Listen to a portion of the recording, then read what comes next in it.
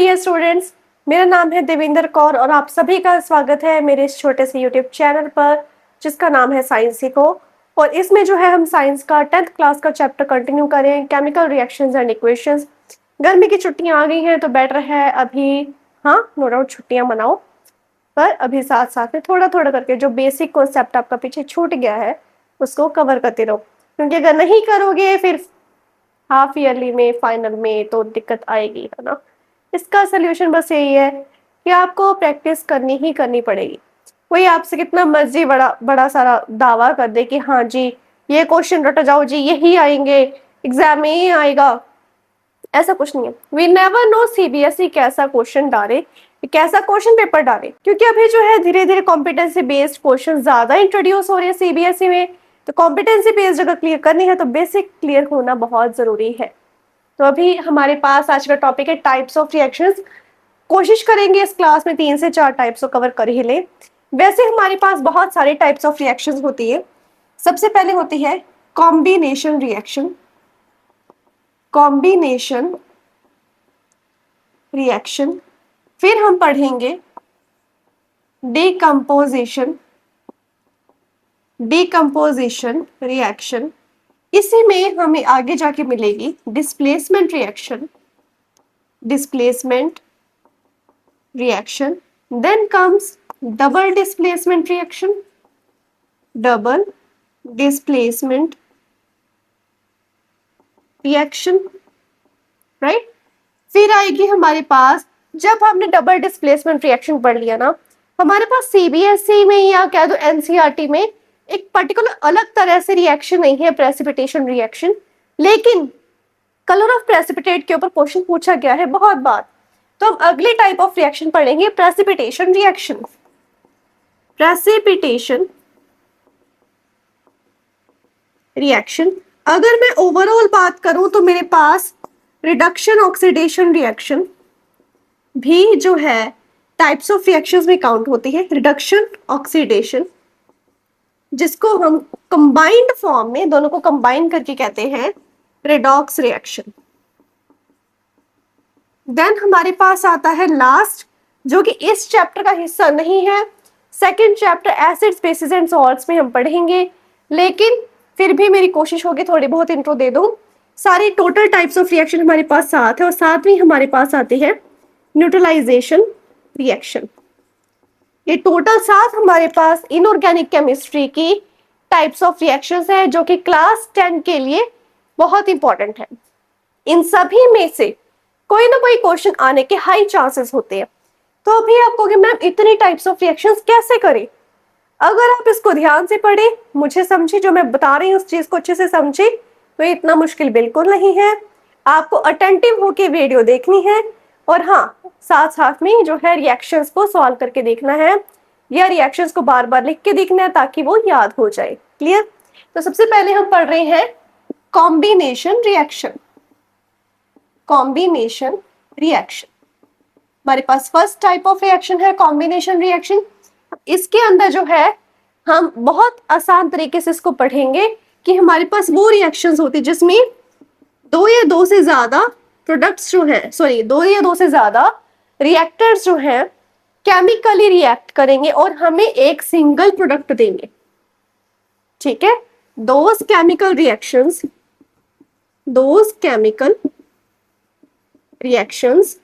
in which two or more reactants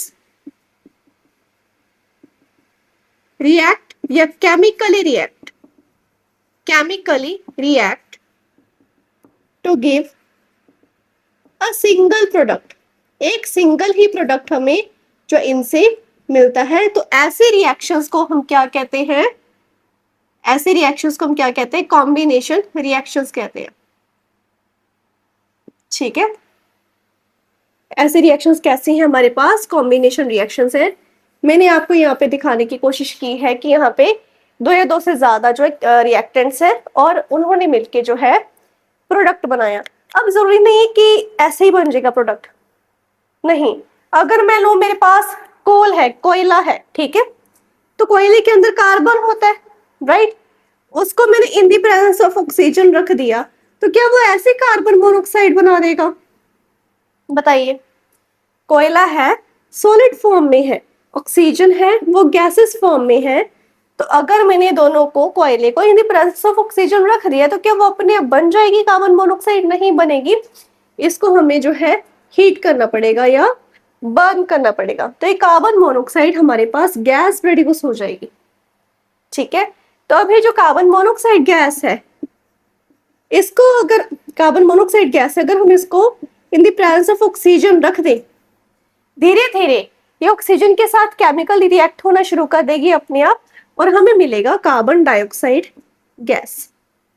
ठीक है, तो एक्चुअल में ये होता है, इसलिए जब हम घर में कोयला जलाते हैं, हीटर जलाते हैं, कमरे के दरवाजे बंद नहीं रखते, क्योंकि अगर हम कमरे के दरवाजे बंद रखेंगे तो कार्बन मोनोऑक्साइड बिल्डअप हो जाएगी, ऑक्सीजन उसको नहीं मिलेगी ये रिएक्शन करने के लिए। ठीक है, और अगर कार्बन मोनोऑक्साइड बिल्डअप होगी तो हम जो ऑक्सीजन के साथ साथ कार्बन मोनोऑक्साइड भी नाक के थ्रू इनहेल कर लेंगे, और ये हमारी बॉडी में सफोकेशन क्रिएट करती है। ठीक है, इसी के अलावा चैप्टर इसी में एक्टिविटी 1.1 में पढ़ा था कि हमारे पास मैग्नीशियम रिबन है, राइट। उसको मैंने लिया और in the presence of oxygen मैंने उसको क्या है, बर्न कर दिया। बर्न कर दिया मींस हीट कर दिया। ठीक है, तो क्या बना, मैग्नीशियम ऑक्साइड बन गया, राइट। ये सॉलिड था, ये गैस थी, ये एक व्हाइट कलर का पाउडर हमें मिल गया। अब ध्यान दीजिए, इन सभी में मैं ऑलमोस्ट में हीट ऐड ऑन कर रही हूँ। ठीक है, तो क्या कोई ऐसी केमिकल रिएक्शन होगी कि जिसमें हीट ऐड ऑन ना करनी पड़े और हीट बाहर निकले? तो उसके लिए हमारे पास एक रिएक्शन होती है, मेरे पास एक calcium oxide, this is calcium oxide. इसका अगर मैं कॉमन नेम लूं, कॉमन नेम इसका होता है क्विकलाइन। क्विकलाइन, क्विकलाइन के अंदर मैंने कुछ नहीं किया, थोड़ा सा वाटर ऐड कर दिया, वाटर ऐड किया। अब ये जो था ये थोड़ा बहुत सॉलिड फॉर्म में था, वाटर हमारे पास लिक्विड फॉर्म में है, तो हमारे पास दोनों ने रिएक्ट करके क्या बनाया, कैल्शियम हाइड्रोक्साइड बना दिया। ये क्या है, कैल्शियम हाइड्रोक्साइड। ये आपको याद करनी होगी, मैंने पहले भी आपको जो है लाइफ साइकिल के ऊपर वीडियो डाली हुई है, I will try to put it in the description, या मैं ऊपर जो आई वाला आता है उसके अंदर डाल दूंगी वीडियो इन्फोर्स में। ठीक है, ये है कैल्शियम हाइड्रोक्साइड। कैल्शियम हाइड्रोक्साइड का कॉमन नेम होता है स्लेक्ड लाइम, स्लेक्ड लाइम, या इसको हम जो है लाइम वाटर भी कह सकते हैं। ठीक है, अब जब मैंने कैल्शियम ऑक्साइड के अंदर वाटर डाला, इनके अंदर एक केमिकल रिएक्शन हुई, उस केमिकल रिएक्शन से मुझे कैल्शियम हाइड्रोक्साइड मिला और साथ में हीट भी जो है रिलीज हुई। अब इससे मुझे एक नई चीज पता लग रही है, वो ये है कि कुछ केमिकल रिएक्शंस में जो है हीट रिलीज होती है या हीट इवॉल्व होती है, और there are some chemical reactions जिसके लिए हीट चाहिए, क्योंकि अगर मैं इसको हीट ना दूं, इसको हीट ना दूं, तो ये केमिकल रिएक्शन हो ही ना। तो कुछ केमिकल रिएक्शंस में हीट एब्जॉर्ब होती है। ठीक है, तो मैं ये कह सकती हूँ कि on the basis of heat absorption and evolution we have two types of chemical reactions. On the basis of energy, मैं यहाँ पे एनर्जी लिख रही हूँ क्योंकि heat is a form of energy, समझ में ये बात। तो अगर मैं इसके अंदर एनर्जी भी लिख दूं तो भी मैं इसको इसी में काउंट करूंगी। ठीक है, on the basis of energy, absorption और एवोल्यूशन, हमारे पास दो टाइप्स ऑफ केमिकल रिएक्शंस होती हैं। अब देखिए, जिसमें हीट रिलीज हो रही है, बाहर जा रही है, एग्जिट हो रही है, एग्जिट हो रही है, तो हमारे पास आएगी एक्सोथर्मिक रिएक्शन। और नाइन्थ में एंडोसाइटोसिस एक्सोसाइटोसिस पढ़ा, एक्सो से पता लग रहा है बाहर जा रहा है, एवोल्यूट हो रहा है, एंडो मींस एंटर हो रहा है, तो एंडो से याद करो, यहाँ पे endothermic reaction I. Endothermic reaction वो रिएक्शन होती है जिसके अंदर हीट एब्जॉर्ब होती है, एक्सोथर्मिक रिएक्शन वो रिएक्शन होती है जिसके अंदर हीट रिलीज होती है या हीट इवॉल्व होती है। अब इनमें से बताइए कौन सी एंडोथर्मिक और कौन सी एक्सोथर्मिक है? भाई सीधी सी बात है, ये वाली कौन सी रिएक्शन है? ये कौन सी है? इसने हीट को एब्जॉर्ब किया, ये एंडोथर्मिक है। और ये वाली कैल्शियम ऑक्साइड वाली जो रिएक्शन है, ये कौन सी है? एक्सोथर्मिक है। जो ये वाला पार्ट है, ये वाला एक्टिविटी एक्टिविटी 1.4 से हमें रिएक्शन मिली है कि आपने जो है कुछ पार्टिकल्स लिए, कुछ मॉलिक्यूल से पार्टिकल्स को थोड़ा सा पाउडर फॉर्म में इसको लिया कैल्शियम ऑक्साइड को, और जो है उसके अंदर वाटर डाला, तो हमें एक मिल्की सा लिक्विड हमें देखने को मिला। एक्वस सोल्यूशन होता है, मिल्की लिक्विड देखने को मिला, राइट। वो मिल्की लिक्विड क्या है? कैल्शियम हाइड्रोक्साइड है, स्लेक्ड लाइम। ओके, जब इसके अंदर से कार्बन डाइऑक्साइड पास करवा देंगे, ठीक है। अगर मैं इसको लिमिटेड अमाउंट में पास करवाऊं, तो मेरे पास ही बनेगा कैल्शियम कार्बोनेट, एंड जो वाटर है बाहर रिलीज हो जाएगा, ठीक है। लिमिटेड अमाउंट में पास करवाया तो इसके अंदर किसको पास करवाया? कार्बन डाइऑक्साइड को पास करवाया, तो मेरे पास क्या बना? Calcium carbonate and water. अब ये वाली जो रिएक्शन है, इसके बेसिस पे एक ऑरेंज बॉक्स बना हुआ है आफ्टर दिस एक्टिविटी। उस ऑरेंज बॉक्स में यही बताया गया है कि जो व्हाइट वॉशिंग होती है हमारे घरों में, उसमें कौन सा कंपाउंड यूज होता है। देखिए, जो पेंट वाले भैया होते हैं या दीदी होती है, वो पेंट एक डब्बा लेके आते हैं पीओपी से पहले। पीओपी होती है ना पहले, पेंट लगाने से पहले, तो पीओपी वगैरह लेके आएंगे, ठीक है। तो उनके पास एक व्हाइट कलर का पाउडर सा होगा, वो होगा calcium oxide.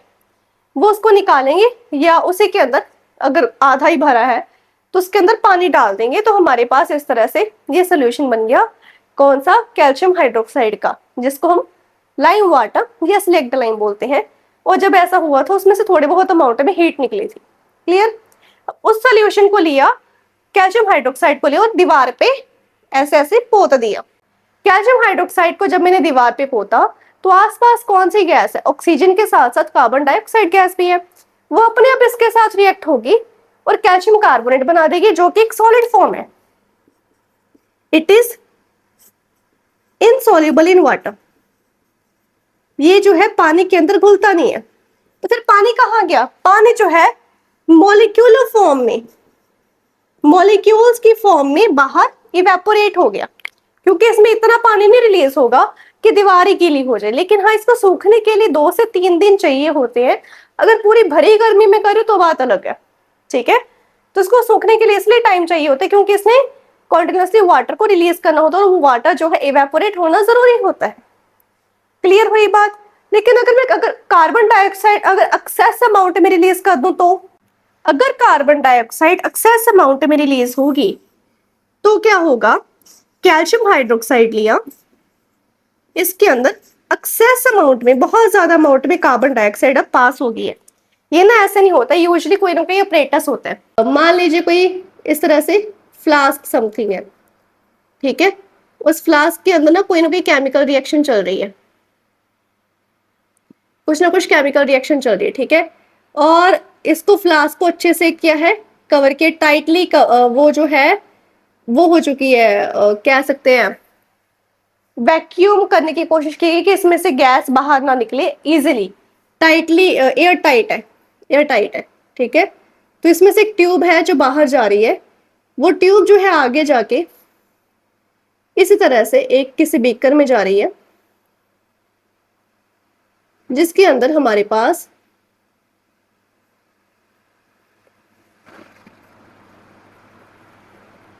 Calcium hydroxide solution पड़ा है, ठीक है। अब क्या होगा? जब ये कैल्शियम हाइड्रोक्साइड सोल्यूशन पड़ा है, इसके साथ एक्सेस में आ गया।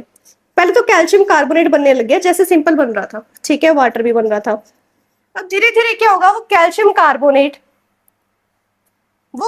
कार्बोनेट जो भी बना, इसके अंदर से पानी इवेपोरेट नहीं हो पा रहा क्योंकि काफी कवर्ड है, राइट, काफी सारा कवर्ड है।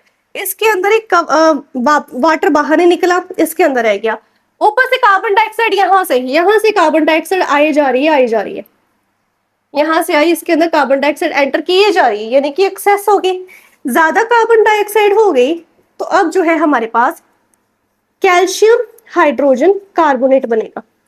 दिस इज कैल्शियम हाइड्रोजन, या इसको बाइकार्बोनेट भी बोलते हैं। और इसमें और पहले वाले में फर्क ये है, it is soluble in water, it is soluble in water. तो ये मेरे पास एक एक्स्ट्रा एक पॉइंट था आपको बताने के लिए, क्योंकि ये वाला जो पॉइंट है एसिड बेसिस में और मेटल नॉन मेटल में भी आता है। तो मुझे ये था कि मैं आपको पहले ही इसके थोड़ा बहुत इंट्रो दे दूं। अब साथ साथ में कर ही रहे हैं, सारा लाइफ साइकिल कर रहे हैं, तो इसको भी कवर कर लेते हैं। ठीक है, तो ये चीजें हमारी जो है कॉम्बिनेशन रिएक्शन में होगी हैं। कॉम्बिनेशन रिएक्शन में हमने पढ़ा कि अगर दो या दो से ज्यादा रिएक्टेंट्स आपस में कंबाइन करें, केमिकली रिएक्ट करें, तो हमें जो है सिंगल प्रोडक्ट ही मिलता है। ठीक है, तो हमें पता लगा कुछ कॉम्बिनेशन रिएक्शंस तो अपने आप हो रही हैं, लेकिन कुछ कॉम्बिनेशन रिएक्शंस को प्रोसीड करने के लिए या तो हम हीट दे रहे हैं, या जब वो प्रोसीड हुई तो उनमें से हीट अपने आप रिलीज हो रही है। या तो हमने हीट दी या उसमें से हीट अपने आप रिलीज हो रही। तो कॉम्बिनेशन रिएक्शन से हमें एक नई कैटेगरी ऑफ रिएक्शंस पता लगी, exothermic reactions and endothermic reactions. Exothermic reactions वो रिएक्शंस होती है जो हीट या एनर्जी को रिलीज करती हैं या इवॉल्व करती हैं। सॉरी, एक्सोथर्मिक रिएक्शंस वो होती हैं जो हीट को रिलीज करती हैं, इवॉल्व करती हैं। एंडोथर्मिक रिएक्शंस वो होती है जो हीट को एब्जॉर्ब करती है। ठीक है, अब इसी बेसिस पे एक क्वेश्चन आता है, एनसीईआरटी का क्वेश्चन है, कहां पे लिखे, हाँ, why respiration is considered exothermic reaction। Exothermic reaction क्यों कहा जाता है रेस्पिरेशन को? देखिए, रेस्पिरेशन में क्या हो रहा है, हमारी बॉडी का एक एक सेल जो है ऑक्सीजन गेन कर रहा है। ठीक है, जैसे हम सांस लेते हैं, हम ऑक्सीजन इनहेल करते हैं, कार्बन डाइऑक्साइड एक्सहेल करते हैं, तो हमारी बॉडी का एक एक सेल जो है ऑक्सीजन गेन कर रहा है। जब वो एक एक सेल ऑक्सीजन गेन करेगा तो हमने खाना भी तो खाया होता है, बिना खाने के तो हम रह नहीं सकते। तो खाने से हमें क्या मिलता है बेटा, ग्लूकोज मिलता है। वो ग्लूकोज और ऑक्सीजन कंबाइन होके large amount of heat release करते हैं। Heat in the sense energy release करते हैं, हीट भी नहीं कहोगे, एनर्जी रिलीज करते हैं, जिससे हमें कोई ना कोई काम करने की ताकत आती है। ठीक है, तो क्या हुआ है यहाँ पे, मैं यहाँ पे लिख रही हूँ, हमारे पास ग्लूकोज है, ये हमारे पास कहाँ जाएगी, पहले किसके अंदर जाएगी, साइटोप्लाज्म में। साइटोप्लाज्म में जाके पाइरुवेट बनती है। ये आपको लाइफ प्रोसेसेस में सारा कुछ आएगा, लाइफ प्रोसेसेस के भी वीडियो में बनाऊंगी, उसमें आएगा। पाइरुवेट में जाते ही इसको जब मिलती है ऑक्सीजन, तो ये बनाती है carbon dioxide, water and large amount of energy release करती है। रिलीज मीन्स इवॉल्व करते, इसमें से एनर्जी बाहर आ रही है। उस एनर्जी को एक एक सेल बॉडी का यूटिलाइज कर रहा है, किसके लिए, to perform the basic metabolic functions and other functions. उस हर एक सेल को एनर्जी चाहिए। अगर बॉडी के किसी भी एक सेल को एनर्जी नहीं मिली तो वो टिश्यू कम वर्क करेगा, टिश्यू कम वर्क करेगा मीन्स वो ऑर्गन कम वर्क करेगा, ऑर्गन कम वर्क किया तो पूरा ऑर्गन सिस्टम स्लो हो रहा है, और ये हमारे लिए खतरे की निशानी है, राइट। तो इसीलिए हम क्या कहते हैं, जो रेस्पिरेशन अपने आप में एक्सोथर्मिक रिएक्शन है, क्योंकि इसमें एनर्जी जो है रिलीज हो रही है, इसलिए मैंने यहाँ पे एनर्जी लिखा था। Energy is a form of, या heat is a form of energy. अब नेक्स्ट करने जा रहे हैं डिकम्पोजिशन रिएक्शन। तो बच्चों अब हम कर रहे हैं डिकम्पोजिशन रिएक्शन। डिकम्पोजिशन रिएक्शन करने से पहले इतना समझ लो कि 3 तरह की होती है। आप कहोगे मैम पहले डेफिनेशन दी नहीं है, टाइप्स पहले बता रहे हो। अरे टाइप से डेफिनेशन है। सबसे पहले अगर हीट उसके ऊपर लगाओगे तो थर्मल डिकम्पोजिशन रिएक्शन आएगी, थर्मल डिकम्पोजिशन रिएक्शन। अगर उसके ऊपर इलेक्ट्रिसिटी लगाओगे तो इलेक्ट्रोलाइटिक डिकम्पोजिशन रिएक्शन। अगर इसको सनलाइट में रखोगे तो फोटो डिकम्पोजिशन रिएक्शन आएगी। तो भाई इसकी डेफिनेशन क्या है, इसकी डेफिनेशन ये है, when a single reactant decomposes decomposes either due to heat, electricity or sunlight into two or more products. That reaction is termed as decomposition reaction. आप कहोगे मैम इतनी लंबी चौड़ी डेफिनेशन? मैंने बोला हाँ जी, पहले जो लिखा है उसको समझो और फिर बताना क्या ये डेफिनेशन लंबी चौड़ी है कि जो बस बेसिक से चीजों है उनकी बात की गई है। बिल्कुल बेसिक बात की गई है कि जब एक सिंगल रिएक्टेंट लिया, मेरे पास है सिंगल रिएक्टेंट ए, इसके ऊपर या तो मैं हीट लगाऊं, हीट का साइन होता है ट्राइंगल, ठीक है, या मैं अप्लाई करूं इसके ऊपर इलेक्ट्रिक करंट, इलेक्ट्रिसिटी अप्लाई की मीन्स इलेक्ट्रिक करंट अप्लाई कर दो, या फिर मैं इसको सनलाइट में रखूं। सनलाइट का एक सिंबल होता है एच न्यू, ये जो है ना इसको न्यू बोलते हैं, एन यू न्यू, ठीक है, वी नहीं बोलना, न्यू, क्योंकि फ्रीक्वेंसी शो करता है ऑफ अ लाइट, ठीक है। एच होता है प्लैंक्स कांस्टेंट, +1 की बातें अभी 10th में ही रहो। इन तीनों में से जब कोई एक चीज अप्लाई होगी एक रिएक्टेंट के ऊपर, तो वो दो या दो से ज्यादा प्रोडक्ट्स जो है बना देगा, दो या दो से ज्यादा प्रोडक्ट्स वो बना देगा। तो क्यों ये ऑपोजिट नहीं है बताइए? ऑपोजिट है किससे? कॉम्बिनेशन रिएक्शन से। अरे कॉम्बिनेशन में क्या पड़ा था? मेरे पास दो या दो से रिएक्टेंट्स है, उनको कंबाइन कर दो, मेरे पास प्रोडक्ट आ गया, एक प्रोडक्ट, सिंगल प्रोडक्ट था। इसमें रिएक्टेंट सिंगल, उसमें प्रोडक्ट सिंगल था। इसमें रिएक्टेंट दो या दो से ज्यादा, इसमें प्रोडक्ट्स दो या दो से ज्यादा है ना? आसान सा बात, मतलब आसान सी बात और एक ही बात है, ठीक है। थोड़ा सा स्त्रीलिंग पुलिंग हो गया था, ठीक है। तो जब मैं हीट अप्लाई करूंगी तो मेरे पास थर्मल डिकम्पोजिशन रिएक्शन होगी। जब मैं इलेक्ट्रिक करंट अप्लाई करूंगी तो मेरे पास इलेक्ट्रिक या इलेक्ट्रोलाइटिक डिकम्पोजिशन रिएक्शन होगी।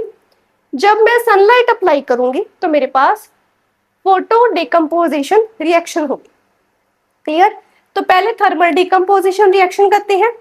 थर्मल डिकम्पोजिशन रिएक्शन में आपने एक चीज का ध्यान रखना है, वो क्या है कि आपने सिर्फ सिंगल रिएक्टेंट के ऊपर हीट अप्लाई करनी है। तो सिंगल रिएक्टेंट जो है हमने किसी टेस्ट ट्यूब में या बॉइलिंग ट्यूब में रखना होता है और वो कंप्लीटली ड्राई हो, मींस उसमें मॉइस्चर की थोड़ी सी भी गुंजाइश ना हो। कंप्लीटली ड्राई टेस्ट ट्यूब के अंदर उसको पाउडर सैंपल को डालते हैं। वो हमारे पास एक्टिविटी चल रही है, एक्टिविटी 1.5 है शायद, तो मुझे नंबर नहीं याद, ठीक है। डिकम्पोजिशन रिएक्शन के जस्ट बिलो जो एक्टिविटी है वो है जिसके अंदर मेरे पास FeSO4 के क्रिस्टल से, लेकिन वो साथ में 7H2O लगा हुआ था। This is iron sulphate heptahydrate, 7 आ गया ना, hepta. This is iron sulphate hepta, hepta means 7 molecules of hydrogen है, हाइड्रेट, इसको हम बोलते हैं वाटर ऑफ क्रिस्टलाइजेशन। ये आप एसिड बेसिस सॉल्ट में वाले चैप्टर में अच्छे से समझोगे। हम कौन सा करें? थर्मल डिकम्पोजिशन रिएक्शन, TDR पढ़ रहे हैं, थर्मल डिकम्पोजिशन रिएक्शन, ठीक है। इसको जब मैं हीट करूंगी एक ड्राई बॉइलिंग ट्यूब में डाल के, जो 7 मॉलिक्यूल्स है वाटर के वो इवेपोरेट हो जाएंगे और मुझे कलर देंगे FeSO4 का, ठीक है। अच्छा, ये होता है ग्रीन कलर का, it is of green colour, इसलिए इसको ग्रीन विट्रोल भी बोलते हैं, ग्रीन विट्रोल भी बोलते हैं। अब सिंस ये एक हाइड्रेट फॉर्म में है, यहाँ पर ये जो है एनहिड्रस फॉर्म में आ गया है, मींस इसका सारा जो वाटर है वो खत्म हो गया, it is in the anhydrous form, तो इसका कलर होगा व्हाइट, व्हाइट। अब इसको जो मैं फर्दर हीट करूंगी, क्योंकि थर्मल डिकम्पोजिशन रिएक्शन चल रही है, हीट नहीं भी करूंगी, अगर मैं ड्राई बॉइलिंग ट्यूब में इसको लेके हीट कर रखा है तो ये व्हाइट होगा, थोड़े टाइम बाद अपने आप ही चेंज हो जाएगा, अपने आप चेंज होकर एक रेडिश ब्राउन सब्सटेंस बना देगा, दैट इज फेरिक ऑक्साइड, ठीक है। ये क्या है? फेरिक या आयरन ऑक्साइड। क्लियर। और ये जो है रेडिश ब्राउन कलर का होता है, रेडिश ब्राउन कलर का होता है। इसके अंदर आप सल्फर डाइऑक्साइड और सल्फर ट्राइऑक्साइड जैसे गैसेस देखोगे। इनकी जो फ्रेग्रेंस बोलना चाह रही है पर वो फ्रेग्रेंस होती नहीं है, वो ऑर्डर होता है। बर्निंग सल्फर जैसा इसका ऑर्डर होता है, जैसे रोटन एग लाइक स्मेल होती है वैसा इसका ऑर्डर होता है। ये सॉलिड है, ये गैस है, ये गैस है, ये दोनों गैसेस जो है रिलीज होती है। ठीक है, ये है सल्फर डाइऑक्साइड, ये है सल्फर ट्राइऑक्साइड। सिंपल सी बात है, 3 है तो ट्राई बन गया, 2 है तो डाई बन गया, पीछे ऑक्सीजन है तो ऑक्साइड बन गया, राइट। फिर आती है एक्टिविटी 1.6। एक्टिविटी 1.6 में बताया गया है लेड नाइट्रेट पाउडर है, ठीक है, PbNO3 ट्वाइस, लेड नाइट्रेट का पाउडर है। लेड नाइट्रेट के पाउडर का कलर होता है बेटा व्हाइट, ठीक है, व्हाइट कलर का पाउडर है। इसको भी अगेन ड्राई बॉइलिंग ट्यूब में लिया। ड्राई बॉइलिंग ट्यूब में लेते ही जो है थोड़े टाइम बाद इसके अंदर एक केमिकल रिएक्शन होगी, क्योंकि थर्मल डिकम्पोजिशन रिएक्शन के अंडरगो हो रहा है, क्योंकि एक सिंगल रिएक्टेंट है, सिंगल रिएक्टेंट को हमने हीट किया है। तो हमारे पास बनेगा lead oxide, nitrogen dioxide gas and oxygen gas. हमें कैसे पता चला ये जो गैस है नाइट्रोजन डाइऑक्साइड है? क्योंकि इसकी हमें ब्राउन फ्यूम्स देखने को मिली। कैसे पता चला ऑक्सीजन गैस रिलीज हो रही है? क्योंकि हमने वहां पे एक बर्निंग मैच स्टिक रखी और वो मैच स्टिक काफी ज्यादा वायलेंटली कह लो या एग्रेसिवली बर्न हुई, ठीक है, फ्लेम बढ़ गई। लेड ऑक्साइड एक सॉलिड है, हमें कैसे पता लगे लेड ऑक्साइड है? क्योंकि ये येलो कलर का है। This is lead oxide, it is of pale yellow colour, pale yellow या येलो कलर का होता है, ठीक है, समझ में आई बात। इसके अलावा आप एक और केमिकल रिएक्शन ले सकते हो जो कि बड़ी आसान है। आपने कैल्शियम कार्बोनेट बनाया था अभी इसमें, ठीक है, कैल्शियम कार्बोनेट को मैंने हीट कर दिया, कैल्शियम कार्बोनेट बन गया, पीओपी बनानी थी, ठीक है, इसको क्या बोलते हैं? लाइमस्टोन, कॉमन नेम क्या है? लाइमस्टोन है। इसको आपने हीट करना है, जैसे हीट करोगे आपके पास calcium oxide and carbon dioxide gas release हो जाएगी, राइट। तो एक ये भी सॉलिड है, देखिए ये भी सॉलिड है, तो हमें जो है एक और थर्मल डिकम्पोजिशन रिएक्शन देखने को मिली है। ये 3 रिएक्शंस मैंने करवाई हैं थर्मल डिकम्पोजिशन में। अगर एक और एक्स्ट्रा करनी है मैं करवा देती हूँ, शायद ही कभी आई हो, वैसे तो मेरे ध्यान में नहीं है कभी आई हो ये इन द बोर्ड्स। मेरे पास है कॉपर नाइट्रेट, सेम तरीके लेड नाइट्रेट वाला, इसको आप हीट कर दो, कॉपर ऑक्साइड बनेगा, CO plus NO2 plus O2। Balance आप अपने आप करोगे, बैलेंसिंग नहीं मैं करवा रही, बैलेंसिंग की मैंने 2 वीडियोस डाल दी हैं। बैलेंसिंग सीखनी पिछली 2 वीडियोस पे जाओ, एक एक रिएक्शन में बैलेंस करने बैठ गए तो पढ़ाऊंगी कब, ठीक है। तो ये भी गैस है, ये भी गैस, इसकी आगे ब्राउन फ्यूम्स, पता लग गया भाई नाइट्रोजन डाइऑक्साइड गैस रिलीज हो रही है। और कॉपर ऑक्साइड जो है ब्लैक कलर का होता है, ब्लैक कलर का होता है, इस कारण जो है हमें पता लगा कि ये कॉपर ऑक्साइड। तो इलेक्ट्रोलाइटिक डिकम्पोजिशन रिएक्शन, जिसको हम जो है इलेक्ट्रोलाइसिस भी बोलते हैं, क्या बोलते हैं? इलेक्ट्रोलाइसिस। क्लियर? ये टेस्ट ट्यूब्स आ गई है, राइट। और इसके अंदर हम डाल देंगे वाटर। अभी वाटर जो है सिंपल वाटर नहीं है, इसके अंदर मैंने फ्यू ड्रॉप्स ऑफ इलेक्ट्रोलिसिस करवा रही हूँ, few drops of dilute H2SO4 यानी कि सल्फ्यूरिक एसिड डाला है in water to make it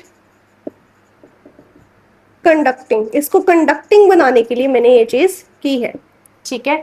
तो है क्या, बस मैंने इसके अंदर जो है वाटर लिया, थोड़ी सी 4-5 बूंदे डाली हैं डाइल्यूट H2SO4 के, ताकि इसके अंदर चार्जेस बढ़ जाए। चार्जेस बढ़ेंगे तो करंट जो इजीली फ्लो कर जाएगा, राइट। हाँ जी, करंट इजीली फ्लो हो जाएगा और हमें कोई दिक्कत भी नहीं आएगी, राइट। एनोड, ये एनोड है और ये कैथोड है, और ये दोनों के दोनों जो इलेक्ट्रोड्स है ग्रेफाइट ग्रेफाइट यानी कि कार्बन से बनी, graphite is a allotropic form of carbon, ठीक है, इससे बनी है। अब जैसे ही इसमें से इलेक्ट्रिक करंट पास हो गया, मैंने टैपिंग की को क्लोज कर दिया, जैसे ही इलेक्ट्रिक करंट पास होगा कैसे जाएगा, पॉजिटिव टू नेगेटिव, यहां से गया यहां पर, यहां पर पूरे इस सोल्यूशन में फैला, यहां से आते हुए यहां पर गया, और इस तरह से एक साइकिल कंप्लीट हो गया, इलेक्ट्रिक सर्किट कंप्लीट हो गया, और हमारे पास जो है यहाँ पर थोड़ा थोड़ा वाटर का डिफरेंस आएगा। अब आपको याद करने का तरीका बता रही हूँ, वाटर है, इसको आपने HOH लिखना है, ठीक है। H आएगा पॉजिटिव, OH होगा नेगेटिव। H होता है hydrogen ion, hydrogen ion, and OH होगा हाइड्रोक्साइड आयन। जो वाटर है इस तरह से जब इलेक्ट्रिक करंट पास होता है इस तरह से ब्रेक डाउन होता है, ठीक है। ये OH नेगेटिव कैसे आया, देखिए H और ये तो आपस में थे, ऑक्सीजन के ऊपर 2 नेगेटिव चार्ज होता है और हाइड्रोजन के ऊपर पॉजिटिव चार्ज है, दोनों कंबाइन हुए -2 + 1 -1, तो OH के ऊपर -1 चार्ज आ गया। इस तरह से ये हमारे पास चार्ज होता है। क्लियर हुई बात। तो OH नेगेटिव के ऊपर इस तरह से, इसकी वजह से है क्योंकि H पॉजिटिव अलग हो रहा है, तो इसके ऊपर H पॉजिटिव अलग होगी क्योंकि इसके पास कोई इलेक्ट्रॉन बचा नहीं। बॉन्डिंग इसके थोड़ी अलग तरीके होती है, वो हाई क्लासेस में पढ़ेंगे कैसे होती है, हाइड्रोजन बॉन्डिंग होगी इसमें। क्लियर। अब देखिए जब मैंने इसके अंदर वाटर के अंदर एसिड डाल दिया, इलेक्ट्रिक करंट पास करवा दिया, इलेक्ट्रिक करंट जा रहा है, ध्यान दीजिए मेरे पास हाइड्रोजन के ऊपर हर जगह पे पॉजिटिव चार्ज आ रहा है, ऑक्सीजन के ऊपर हर जगह पे नेगेटिव चार्ज आ रहा है, राइट। जब ऐसा कुछ हमारे साथ हो रहा है तो हमें इतना पता है, अगर ये मेरे पास पॉजिटिव टर्मिनल है, अगर ये वाला टर्मिनल मेरे पास पॉजिटिव और ये वाला नेगेटिव, तो यहाँ पे सेम वाले तो आएंगे नहीं। पॉजिटिव टर्मिनल, ये पॉजिटिव जो हमारे पास इलेक्ट्रोड होगी यहाँ पे, नेगेटिव वाले इकट्ठे हो जाएंगे, ठीक है। तो दैट मीन्स यहाँ पे वाटर लेवल ऊपर हो गया, यहाँ पर मेरे पास O2 गैस इकट्ठी हो रही है, गैस वाटर से बाहर निकल के ऊपर इकट्ठी हो जाएगी। अब यहाँ पे कैथोड नेगेटिव चार्ज वाले पे पॉजिटिव चार्ज वाली गैस ऊपर आके इकट्ठी होगी, दैट मीन्स H2 गैस, ठीक है। या आप कह दो यहाँ पे H पॉजिटिव होगा, यहाँ पे O2 नेगेटिव होगा, ठीक है। यहाँ पे 2 हाइड्रोजन H पॉजिटिव है, तो इसलिए यहाँ पे जो वाटर लेवल है कम होगा और ऊपर गैस की जगह ज्यादा होगी। क्लियर। इस चीज को कैसे देखेंगे, हमने जब देखा वाटर लेवल दोनों का तो पता लगा कि अगर मैं बाय मास देखूं, हाइड्रोजन और ऑक्सीजन की रेशियो बाय मास देखूं, बाय द फॉर्मूला, मेरे पास हाइड्रोजन के 2 मॉलिक्यूल्स है, ऑक्सीजन का एक ही मॉलिक्यूल है, या हाइड्रोजन के 2 एटम्स है और ऑक्सीजन का एक ही एटम है, जिसकी वजह से जो है ऑक्सीजन की स्पेस कम है ऊपर इन द टेस्ट ट्यूब, और जिस टेस्ट ट्यूब में हाइड्रोजन है उसकी स्पेस ज्यादा और वाटर लेवल वहां पर नीचे है, ऑक्सीजन वाले में वाटर लेवल ऊपर आ गया। अब पता कैसे चले कि जो मैंने यहाँ पे कंक्लूजन निकाला है वो एक्सपेरिमेंटली करेक्ट है कि नहीं। तो क्या करेंगे, दोनों जो टेस्ट ट्यूब्स हैं उनको ध्यान से बाहर निकाल लिया, ठीक है, वाटर वगैरह रिलीज करके और थंब वगैरह लगा के दोनों टेस्ट ट्यूब्स को निकाल लिया, ठीक है। दोनों के ऊपर मैंने जो है बर्निंग मैच स्टिक रखी। क्लियर। एक में बर्निंग मैच स्टिक रखी जो ये वाली थी, जिसका वाटर लेवल ज्यादा था उसको ज्यादा रखा, तो उसके अंदर जो फ्लेम है एकदम से काफी ज्यादा बढ़ गई, काफी ज्यादा फ्लेम जो है बढ़ गई। दैट मीन्स अब जो है यहाँ पे ऑक्सीजन गैस आ रही है। जब मैंने जिसमें वाटर लेवल कम था वो वाली टेस्ट ट्यूब रखी तो यहाँ पे फ्लेम तो चलती रही, साथ में पॉप साउंड भी आया। दैट मीन्स इसमें हाइड्रोजन गैस है, क्योंकि हमारे पास हाइड्रोजन गैस ही वो गैस होती है जो on burning pop sound create करती है, जैसे फायर क्रैकर्स होते हैं पॉप वाले, वैसा साउंड वो क्रिएट कर रही है, तो वो हाइड्रोजन गैस होगी। क्लियर। ये था सारा इलेक्ट्रोलाइसिस। अब इलेक्ट्रोलाइसिस इलेक्ट्रोलाइटिक डिकम्पोजिशन रिएक्शन अगर हम जानना चाहें तो क्या है, इलेक्ट्रोलाइटिक डिकम्पोजिशन रिएक्शन क्या है, जब मेरे पास रिएक्टेंट जो होगा, सिंगल रिएक्टेंट, इस चीज का ध्यान रखना है, सिंगल रिएक्टेंट होगा either dissolved in water, obviously water में डिसॉल्व्ड होगा, और इन मोल्टन फॉर्म, या पिघली हुई फॉर्म में होगा, तब हमारे पास जो है on passing electricity, on passing electricity वो रिएक्टेंट डिकम्पोज हो जाएगा, डिकम्पोज हो जाएगा इनटू टू और मोर रिएक्टेंट्स। तो इससे हमें ये डेफिनेशन मिली, यानी कि मैंने जब वाटर को लिया, इसके ऊपर इलेक्ट्रिक करंट पास करवाया, तो मेरे पास हाइड्रोजन गैस अलग हो गई और ऑक्सीजन गैस अलग हो गई, जिससे प्रॉपर्टीज का बड़ा फर्क पड़ा। जैसे कि वाटर को हम पीते हैं, इससे कपड़े धोते हैं, नहाते हैं, या फिर बर्तन धोते हैं, काफी काम होते हैं, ठीक है। हाइड्रोजन गैस से आप नहा सकते हो? नहीं। ये भी ज्वलनशील यानी कि कंबस्टिबल गैस है, ये भी कंबस्टिबल गैस है। Both are the gases that aids in combustion. और वाटर तो पानी है, वो आपको बुझा रहा है। दोनों गैसेस फॉर्म में है, दोनों हमारी प्यास में नहीं बुझाएंगे। ये हमें सांस दे, लेकिन वाटर हमें सांस नहीं दे रहा। पानी के अंदर जाओगे सांस नहीं आएगी आपको। तो काफी सारा देखो प्रॉपर्टीज का फर्क पड़ गया। केमिकल रिएक्शन हुई है जिसमें एक कंपाउंड जो है कंप्लीटली डिकम्पोज हो गया, टूट गया। और जो ये वाला होता है डिकम्पोजिशन रिएक्शन, ये सिर्फ कंपाउंड्स के ऊपर वैलिड होता है, ओनली ऑन द कंपाउंड्स। क्योंकि अगर एलिमेंट्स है, एलिमेंट तो पहले ही अपनी प्योर फॉर्म में है, सिंगल स्टेट में है, फ्री स्टेट में है। एलिमेंट को कोई कैसे ब्रेक कर सकता है? एलिमेंट को ब्रेक करके एलिमेंट ही मिलेगा, एलिमेंट के आयन से मिलेंगे, उसके एटम से मिलेंगे। कंपाउंड को ब्रेक करके आपको एलिमेंट्स एंड कंपाउंड दोनों ही मिल सकते हैं। यहाँ पे दोनों एलिमेंट मिल गए मुझे, राइट। इस वाले में क्या था, थर्मल वाले में हमें सारे कंपाउंड्स मिले थे ब्रेक होके, तीन तीन कंपाउंड्स आ गए थे। अब इन्होंने यहाँ पे, या मैंने यहाँ पे आपको बताया कि मोल्टन फॉर्म में, मोल्टन फॉर्म में यानी कि अगर मैं नमक लूं, सोडियम क्लोराइड, और इसको मैंने पिघला दिया, इतना हीट किया, हीट करने के बाद भी जो ये ब्रेकडाउन नहीं हुआ था, मैंने इसके ऊपर थर्मल डिकम्पोजिशन रिएक्शन करने की कोशिश की, हीट करती रही, लेकिन ये ब्रेकडाउन नहीं हुआ, लेकिन पिघल गया। जब पिघला तो पिघले हुए में बड़े ध्यान से, भी ऐसे भी ना हो कि मेरी इलेक्ट्रोड सारी जल जाए। जब थोड़ा सा ठंडा होने लगा, जमा नहीं था पिघली हुई स्टेट में, उसके अंदर मैंने इलेक्ट्रोड्स डाली, ऐसे सेटअप किया और इलेक्ट्रिक करंट पास करवा दिया। इलेक्ट्रिक करंट जैसे ही पास करवाया, मेरे पास सोडियम सॉलिड अलग हो गया और क्लोरीन गैस अलग हो गई।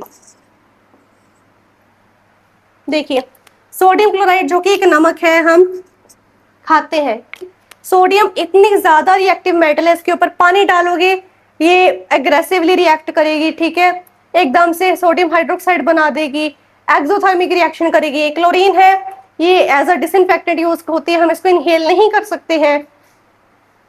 कितना फर्क आ गया, राइट। अब लास्ट आती है फोटो डिकम्पोजिशन रिएक्शन, इसको हम कवर करते हैं। तो फोटो डिकम्पोजिशन रिएक्शन में क्या होगा, in the presence of sunlight, in the presence of sunlight, a single reactant, a single compound या reactant decomposes to form many products. Two और मोर में many आएगा, many products।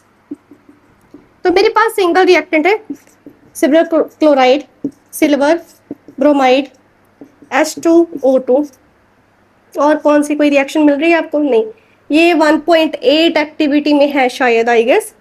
तो ये आप देख लेना, एक्टिविटी सिंपल सी, आपने तीनों को जो है ये लिक्विड फॉर्म में रख दिया।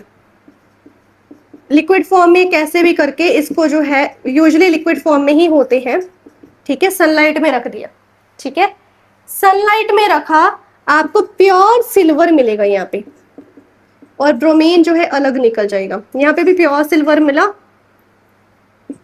यहाँ पे भी प्योर सिल्वर मिला, नॉन मेटल अलग, इसमें वाटर अलग हो जाएगा और ऑक्सीजन गैस अलग हो जाएगी, ठीक है। बैलेंस करना, इसको अपने आप कर लेना यार प्लीज। सिल्वर क्लोराइड है, जैसे इसको सनलाइट में रखोगे सिल्वर अलग हो जाएगा, क्लोरीन अलग हो जाएगा। सिल्वर ब्रोमाइड है, सनलाइट पास करवाओगे सिल्वर अलग हो गया, ब्रोमीन अलग। सिमिलरली H2O2 है, वाटर अलग हो गया एंड ऑक्सीजन अलग होगी। इनके ऊपर क्वेश्चन आता है, why silver chloride is kept in coloured bottles, ठीक है।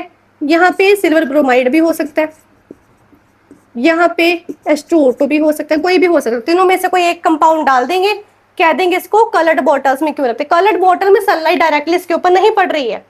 Coloured bottle means dark coloured bottle होगी, ब्लैक कलर की बॉटल। ब्लैक कलर में से कैसे सनलाइट अंदर एंटर कर जाएगी, इसलिए इनको कलर्ड बॉटल्स में रखा जाता है, राइट।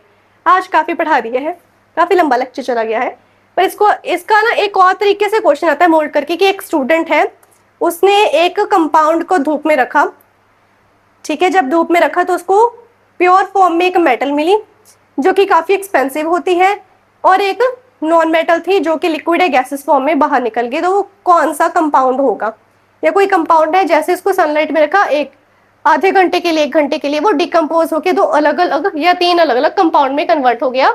वो सारा क्या फोटो डिकम्पोजिशन रिएक्शन में आएगा। क्लियर। तो ये हमारा जो है आज का टॉपिक डिकम्पोजिशन रिएक्शन तक हो गया है। नेक्स्ट क्लास में हम पढ़ेंगे displacement reaction and double displacement reaction. कोशिश करूंगी मैं डबल डिस्प्लेसमेंट के अंदर ही प्रेसिपिटेशन रिएक्शन को कवर कर दूं। फिर एक लास्ट क्लास बचेगी रिडक्शन, ऑक्सीडेशन, न्यूट्रलाइजेशन और कोरोजन रेसिडिटी वाला टॉपिक। कोशिश होगी 2 क्लासेस में, आने वाली 2 क्लासेस में आपका चैप्टर खत्म हो जाए, बट क्लासेस बड़ी होंगी क्योंकि मैं छोटे में नहीं निपटाती हूँ, मैं इसको अच्छे से एक्सप्लेन करती हूँ ताकि आपको याद हो जाए। ज्यादा से ज्यादा एग्जाम्पल्स देने की कोशिश करती हूँ ताकि आपकी प्रैक्टिस जो है बनी रहे। और आज के लिए मेरे ख्याल से इतना काफी है।